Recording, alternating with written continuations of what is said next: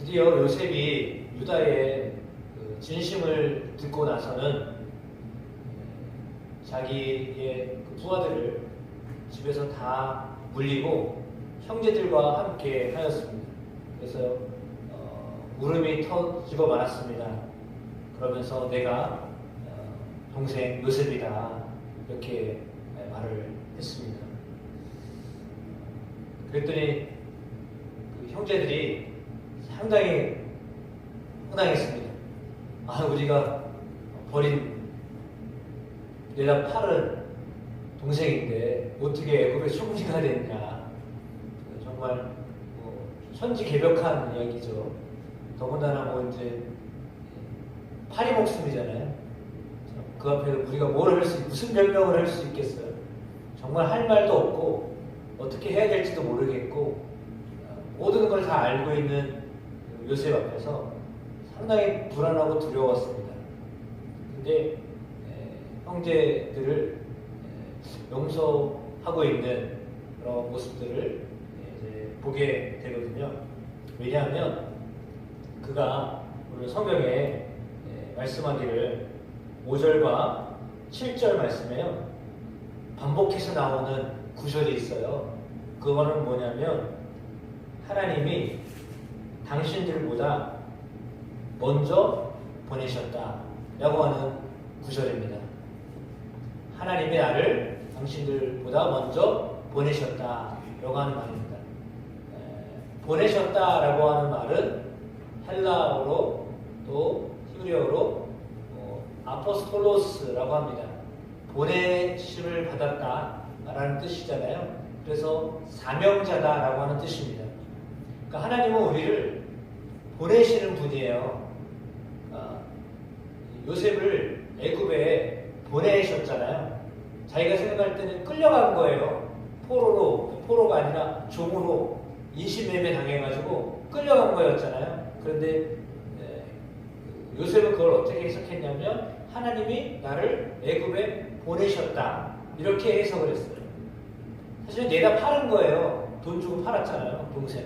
그런데 본인은 나중에 보니까 그래서 당신들이 나를 이곳에 팔았으므로 근심하지 마소서, 한탄하지 마소서, 하나님의 생명을 구원하시려고 나를 당신들 앞서 보내셨나이다 이렇게 고백을 합니다. 말씀드린 것처럼 그런즉 나를 이리로 보내니는 당신들이 아니요 하나님이시라. 하나님이 나를 바로에게 아버지로 삼으시고 그 온 집의 주로 삼으시며 애굽 온 땅의 통치자로 삼으셨나이다 라고 말합니다. 애굽의 통치자가 되기까지는 기간이 있습니다. 고난이 있었습니다. 나중에 먼저 볼까요? 그러면 요셉은 7년 단위로 하나님 앞에 하나님의 일을 감당하는 그런 사람이었거든요.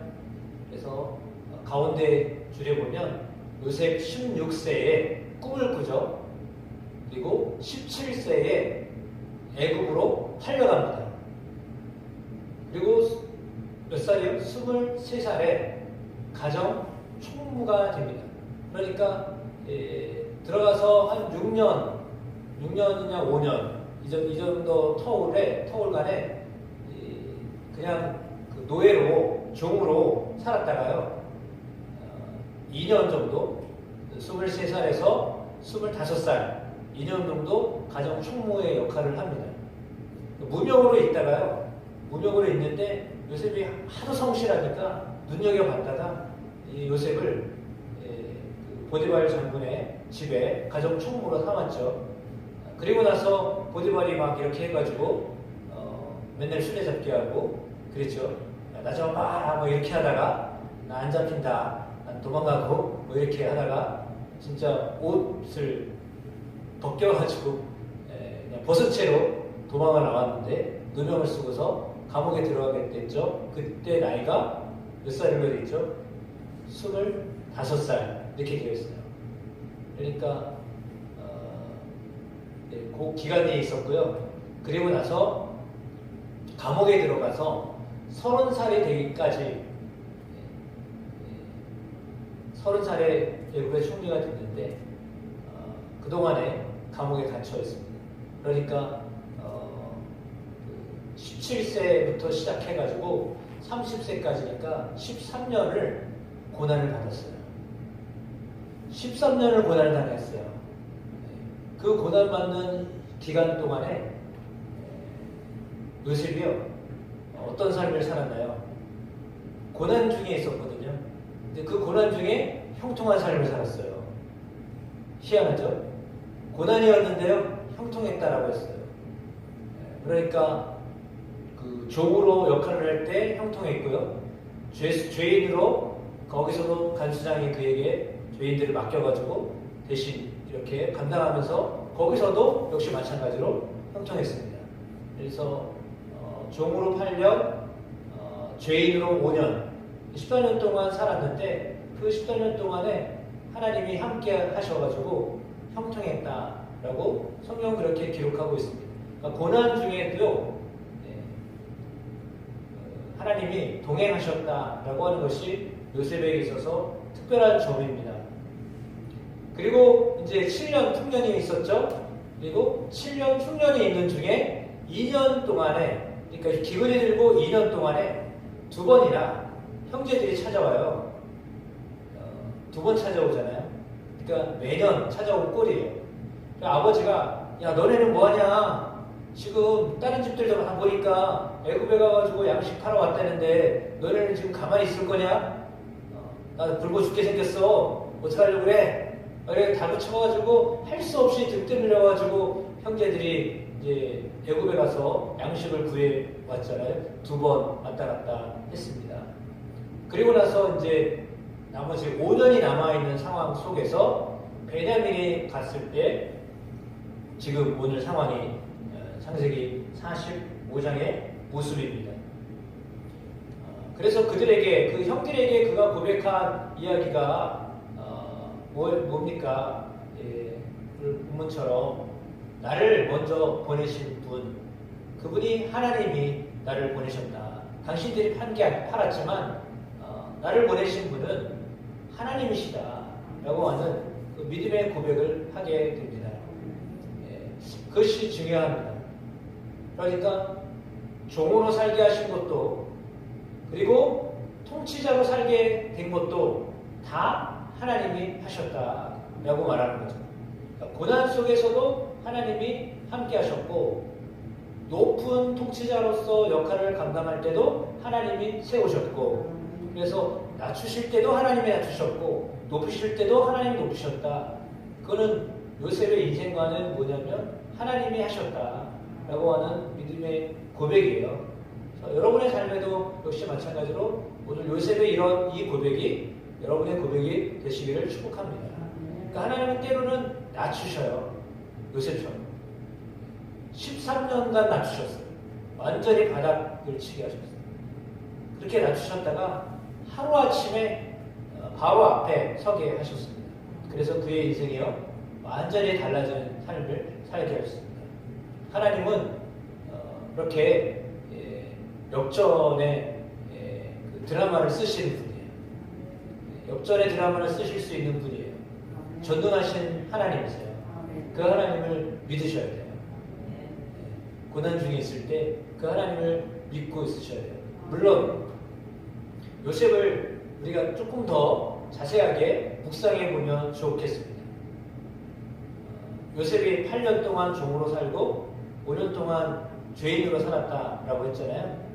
그러면 그 13년 동안 그의 하루하루의 삶이 어땠을 것 같아요?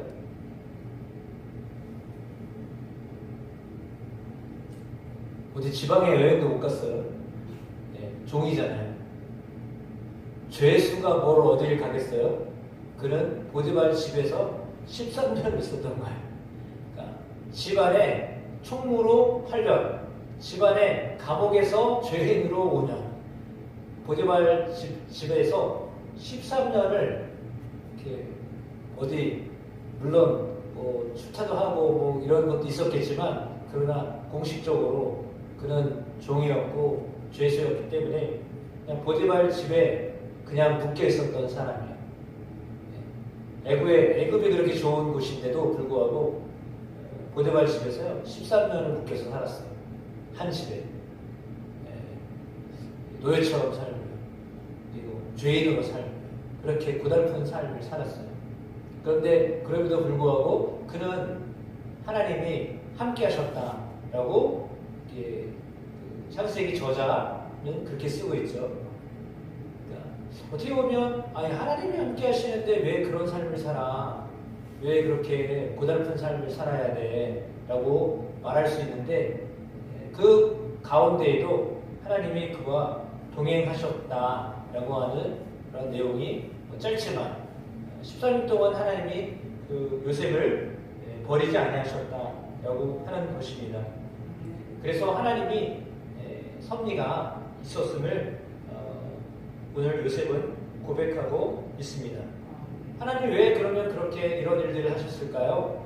가장 큰 목적은요, 요셉을 통하여서 야곱의 자녀들, 자기의 형제들이 애굽에 와서 큰 민족을 이루어야만 했기 때문입니다. 그러니까 그냥 한 집안이 아니라요, 집안으로 끝나는 것이 아니라요, 그러니까 야곱의 자녀들로 끝나는 게 아니라요, 이스라엘이라고 하는 큰 민족, 백성을 만들어야 했기 때문에 하나님이 먼저 그 요셉을 애굽으로 보내셨어요.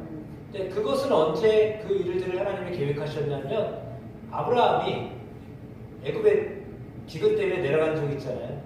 그러면서 올라올 때 하나님이 그 전에도 하셨던 말씀이지만 네가 그렇게 내 말을 듣지 않았기 때문에 너의 후손들은 400년 동안 430년 동안 애굽에서 있게 될 거다 라고 하는 하나님의 말씀이 있으셨어요. 그 말씀은 어떻게 보면 약속의 말씀이에요. 근데 그 약속의 말씀이라고 생각할 수 있을까? 생각하면 그렇습니다. 좋은 약속이 아니잖아요, 사실은. 그죠? 애굽에서 처음에는 좋은 약속처럼 보였죠. 왜냐하면 총리의 가족들이니까요. 그래서 요셉이 총리로 있는 동안에는 그래도 구별된 사람으로 어깨에 힘도 들어가고 이런 사람으로 살았습니다. 고센 땅이라고 하는 지역에 그들이 별도로 살았거든요. 그래서 거기는 어떻게 했냐면 나일강에서 오른쪽으로 동편에 있는 쪽이에요. 그러면 고센 땅이라고 하는 지역은요, 가나안 땅에서 가장 가까운 곳이에요. 예를 들면 뭐 문제가 생기면 빨리 도망갈 수 있는 곳이에요. 가나안 땅으로 빨리 움직일 수 있는 가장 가까운 지역이고, 그리고 거기서 목축을 할 수 있는 그런 기름진 땅을 요셉이 눈여겨봤다가 바로 왕에게 그 땅을 달라고 이렇게 얘기했어요. 그래가지고 고센 땅에 머물게 되거든요. 그리고 거기서 큰 민족을 이루게 됩니다. 물론 총률에 있었던 그 기간이 지나고 한참 지난 다음에 그들이 너무 번창해져가지고 나중에는 어떻게 되나요? 그들을 정말 억압할 수밖에 없는 그런 상황이 되는데 그 동안에요, 그들이 생식력이 뛰어나가지고요, 애를 계속 낳는 거예요. 못 낳게 해도요, 애를 계속 낳아가지고요, 엄청나게 큰 그런 위협이 될 만한 저 히브리 민족 가만히 내버려두면 안 될 것 같다라고 할 정도로 그렇게 억압을 할 수밖에 없는 그런 큰 거대한 그런 민족이 되게 하셨거든요. 그것이 하나님의 목적이셨어요. 그래서 큰 민족이 되게 하려고 하나님이 요셉을 먼저 보내셨던 것입니다. 그 큰 그림이 아무도 몰랐어요. 물론 아브라함에게 하셨던 말씀이지만 그 약속의 말씀을 붙잡았던 아마 요셉은 훗날에 알았겠죠. 그러나 팔려갈 때에도 몰랐을 것이고, 죄인으로 살 때에도 몰랐을 것이고, 종으로 살 때도 몰랐을 거예요. 7년 풍년을 받을 때 있을 때도요 잘 몰랐을 거예요. 근데 형제들이 오는 걸 보면서 그때 깨달았을 거예요. 아, 하나님이 나를 이렇게 먼저 보내신 것은 우리 가족들이 와서 큰 민족을 이루게 하기 위해서 나를 보내신 게 맞구나 라고 하는 걸 아마 그때서야 깨달았을 겁니다. 그러니까 진짜 고생하면서 타향살이 하면서 타국에서 살면서 이민자잖아요. 이민자로 살면서 얼마나 고생을 많이 했겠어요. 이민했던 분들은 고생 많이 하잖아요. 처음 1세대들은 엄청나게 고생을 많이 하잖아요. 언어도 다르고요. 사람도 친화력도 없고요. 신문도 그렇고요. 그러니까 얼마나 힘들었겠어요. 그럼에도 불구하고 그들이 큰 민족을 이루게 하셨던 그것은 하나님이 아브라함과 맺으셨던 언약을 하나님이 기억하셨기 때문이에요. 그러니까 하나님은 언약을 맺으셨을 때 사람들은 잊혀졌을지 몰라도 하나님은요 반드시 그 언약을 기억하시고 그 언약을 이루기 위해서 요셉 한 사람을 먼저 파송하셨던 것입니다. 요셉을 통해서 하나님이 그 일들을 이루셨는데 동일하게 하나님이 우리를 그 어느 곳에 보내셨다라고 한다면 그것은 동일하게 하나님 우리를 통하여 하시고자 하는 하나님의 큰 그림이 있기 때문입니다. 한경직 목사님의 설교 가운데 예화를 하나 드셨는데 이런 예화가 나와 있어요. 무슨 예화냐면 한경직 목사님이 아니라 조영기 목사님 설교에 간증을 하면서 이렇게 하는데 어느 날 이렇게 술을 놓는 누나를 봤어요. 술을 놓는데 앞에서 안 보고요. 그 뒤에서 봤어요. 그러면 술을 놓은 그 흔적이 뒤에서 볼 때는 어떻게 되나요? 엉망이죠. 막 실이 이렇게 갔다 저렇게 갔다 막 이거 다 보이잖아요. 뒤쪽에는. 그렇잖아요. 그래가지고 그걸 보니까 도대체 술을 어떻게 놓는 건지 저렇게 엉망진창으로 했다. 그런 마음이 딱 들었는데 딱 뒤집어 보니까요. 너무 이쁜 거예요. 그래가지고 그때 알았다는 거예요. 아, 이렇게 이쁜 아름다운 멋진 술을 놓기 위해서는 뒤에 이런 흔적들이 있구나. 고통이 있구나. 아픔이 있구나. 라고 하는 것들을 깨달았다라고 하는 거죠. 그러니까 우리를 찬란한 하나님이 찬란한 사람으로 빛나는 사람으로 영광된 사람으로 하나님 우리를 이렇게 하실 것인데요. 하나님의 사람들은 다 그렇게 하실 거거든요. 그러니까 여러분은 하나님이 빛나는 사람이 빛의 자녀라고 했잖아요. 우리는 빛의 자녀거든요. 그러니까 빛의 자녀로 하나님 우리를 쓰실 텐데요. 그 빛의 자녀로 쓰실 때는요. 그런 고난이 있어요. 아픔이 있어요. 그것도 감내하셔야 돼요. 그래야 더 빛나는 모습으로 영광된 모습으로 하나님 우리를 들어서 쓰실 것입니다. 요셉에게 13년은 바로 그런 시간들이었습니다. 그는 큰 그림을 볼 수는 없었을 거예요. 기억하기야 뭐 두 가지 꿈 그거는 기억했겠죠. 그러나 자기가 어떤 삶을 살게 될지는 전혀 예측을 못했어요.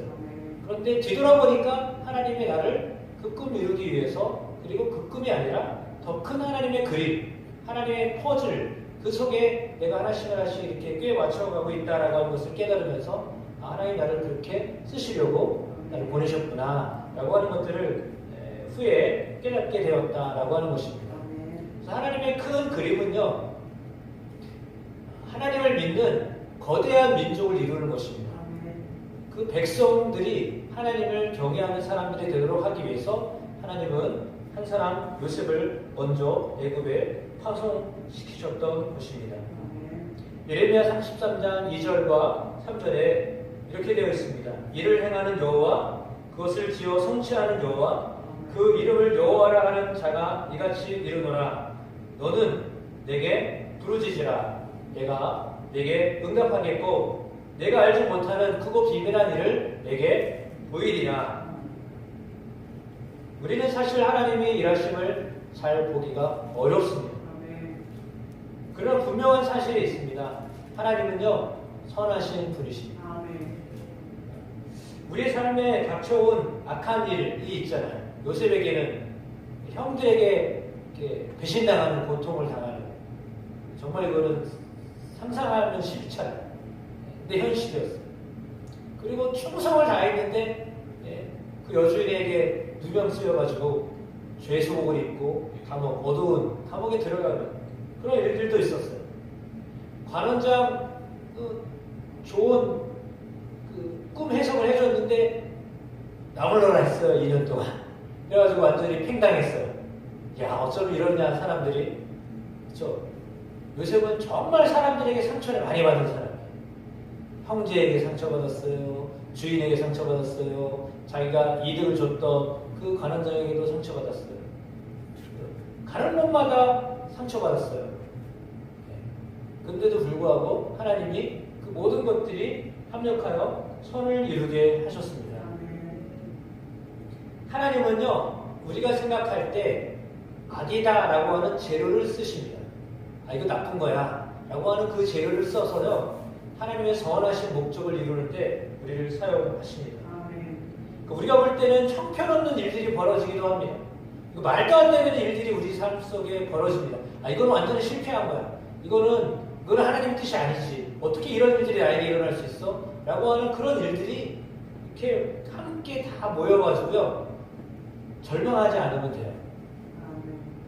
그러니까 문제는 뭐냐면, 요셉은 그렇게 자기의 형편이 계속 안 좋아지잖아요.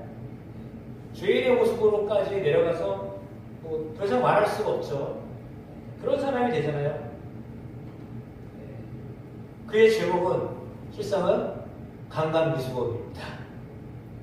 정말 이 세상적으로 말할 때 이게 뭐 얼굴도 들 수 없는 그런 제목을 가지고 감옥에 들어가 있었던 사람이잖아요. 근데도 불구하고 그는 그 순간에도 물론 마음으로는 낙심했을지 모릅니다. 하나님은 정말 나를 지키시는 분이신가? 라고 하는 그런 감정이 뭐 들락날락 했겠죠. 감정적으로는 그랬겠죠. 상처가 있고 그렇기 때문에 감정은 그랬겠죠. 그러나 그는 그것 때문에 하나님을 버리지 않았어요. 그 고난 중에서도요, 하나님과 함께 했어요. 그래서 하나님이 함께 하셨다라고 분명히 기록하고 있어요. 고난 중에도 하나님과 함께하는 그런 은혜들을 하나님이 경험하게 하십니다. 고난이 왔을 때, 어려움이 왔을 때 절망하고 낙심하지 마시고 하나님이 내 손을 붙잡고 계시다.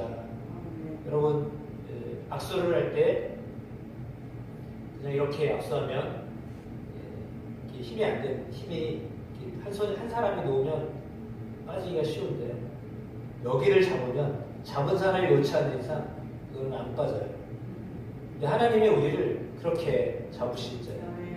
하나님 우리를 붙잡고 계시거든요. 그러니까 우리가 때로는 하나님을 놓는 것 같아요. 느낌상 하나님이 나를 놓으신 것 같고, 느낌이 그래요. 감정적으로는 그래요. 그러니까 감정적으로는, 우리가 감각적으로는 하나님 우리를 버리신 거 아닌가라고 느껴지는 순간도 있어요. 그런데 그럼에도 불구하고 하나님이 절대 이 강한 팔로 우리를 붙들고 계셔요. 그걸 잊어버리지 마셔야 돼요.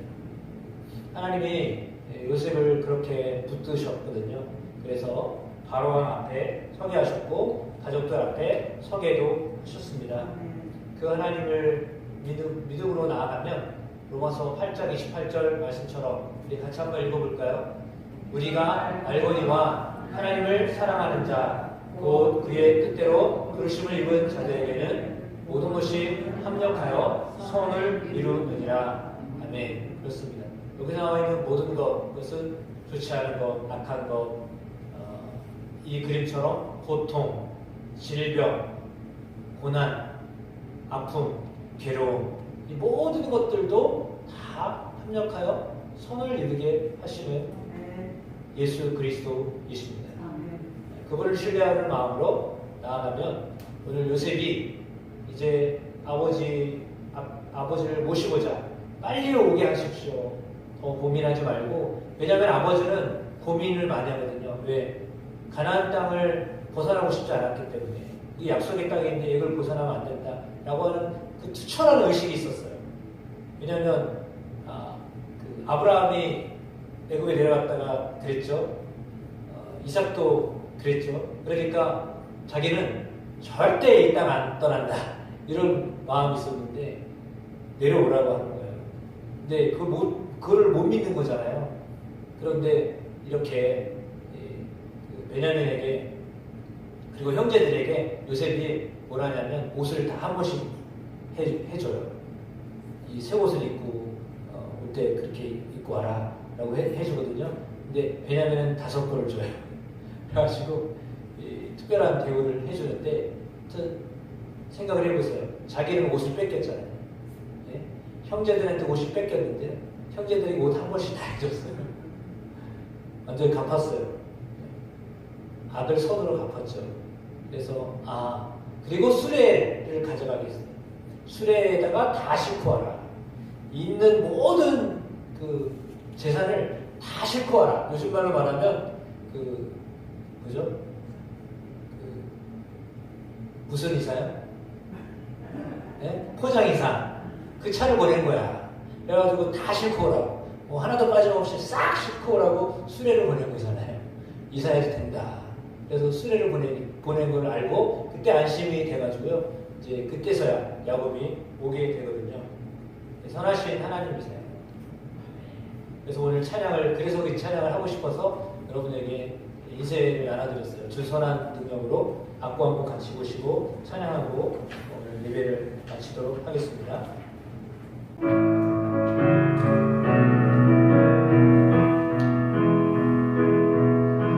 주 선한 능력